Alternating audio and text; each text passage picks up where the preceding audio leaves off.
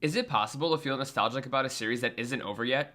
I can already tell this is going to be one of those matchups that we look back at years down the line. These first two games between Clippers and Nuggets have been a basketball dream for us hoop fans. This series is literally a match made in heaven. It has everything you could ask for. It's got the momentum swings, clutch plays, intensity, and history. Heck, even their jerseys match well with one another. This series doesn't fall short of any narratives either. You've got a first-time head coach paired with the best player in the world. You've got a red-hot Clippers team that's overcame every expectation all year. And on top of that, both sides feature a past generation superstar seeking their first ring. But on to the game. The Clippers won this one by 3, and there are two words to sum this one up. Kawhi Leonard. This man has to be the biggest what-if in NBA history. If you're able to stay healthy, just what type of career would this guy have? I swear, every time we see him healthy, he reminds you just how gifted he is. I haven't seen the man play this well in years, and I think we forget just how good he was. This man took down two teams seeking a three-peat and was even in combos for best player in the world at one point. And you know what? Looking back at it, that take wasn't absurd. He had 39 points on only 4 missed shots and was on one all night. When he gets hot, he becomes a different type of player. I'm really hoping he can stay on the court throughout this entire postseason because when he gets going, it's a spectacle to see. Going through the rest of the roster, James Harden has really stepped up his game this season. While I believe his Rockets days are behind him, he's still a threat to give you 30 any night. I thought Zubac played well too, and I was happy to see Norman Powell bounce back. He hit that one clutch 3 with around a minute to go, and you can tell just how much that meant to him. The Clippers needed this one badly because I truly believe they would have lost this series had they gone home down 0-2. For the Nuggets, they were the team that committed 20 turnovers this time around. On the bright side, even with this being the case, they still only lost by 3. Nikola Jokic secured his 19th playoff triple-double already, but had 7 turnovers. While he's been great no doubt, his play has been uncharacteristic so far. He's missing free throws, committing ill-advised turnovers, and hasn't been aggressive the way he should.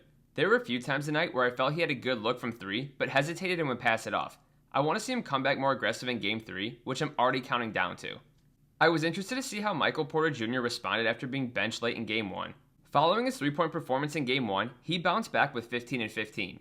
He did suffer a shoulder injury in this one, but he should be okay moving forward. Jamal Murray also had 23, with Westbrook chipping in 14 off the bench. I'm really excited to see how this series plays out, and I just pray that it goes to 7. Moving on to the other game of the night, which was the Pistons and Knicks, and there's a few takeaways I have from this one.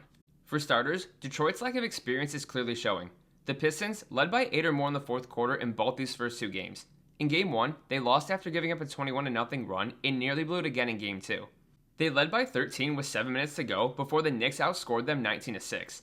This includes a 4.5-minute stretch where they didn't make a single field goal. Their offense seems to become stagnant during crunch time, but here they had enough to get it done. I think they'll get better as the series goes on, but right now their youth is on full display. With all that being said, I do think Detroit is the better team. If we're being honest, the Pistons should realistically be up 2-0 right now. I get that they aren't, and at the end of the day, winning is all that matters, but listen, the Pistons have outplayed the Knicks in 7.5 of the 8 quarters. Take away that one bad stretch in Game 1, and they're heading back to Detroit up 2-0. They shot just 22% from 3 and were still able to capture a win on the road. That's a huge boost for a team's morale, especially when you end a 17-year playoff drought on top of it.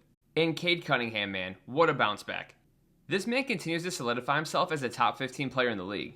After struggling in Game 1, he came back on a mission, dropping 33 and 12.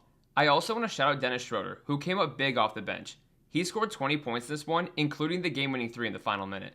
Tobias Harris chipped in with 15 and 13 too, and if you're the Pistons, you have to be feeling good going back to Detroit. Another thing I want to touch on tonight though is that these refs have got to let these guys play. I know the Pistons shot more free throws than the Knicks, but some of these calls on Jalen Brunson were awful. He was straight up just dribbling into players and falling over, but it seemed like he got the whistle every single time. This resulted in Asar Thompson fouling out, which is what helped spark New York's 19-6 run. There's one play in particular I want to touch on where they called Tobias Harris for a foul on a 3. He legit just stood with his hands up while Brunson jumped into him. What else is the man supposed to do? As basketball fans, we want to see the best players in the world going at it, not a free throw contest. As far as the Knicks go, they need Karl Anthony Towns to step it up. He had just 11 points in this one and was held scoreless in the entire second half. As your team's second leading scorer, there's no reason you should be putting up just 3 shots in the last 24 minutes. The Knicks gave up Dante DiVincenzo to bring you in, and they could have easily used him tonight, especially during crunch time. While I harped on Detroit for their offensive spells, New York went 0-4 in the final minute. Last year, DiVincenzo put on some last-minute heroics against the Pacers, and they could have used that again tonight. So those are just some of my thoughts regarding these Game 2s. How are you guys feeling about these series so far? Let me know down in the comments below. If you enjoyed the video, make sure to like, comment, subscribe, and share with your friends. Thanks for watching as always, and until next time, peace.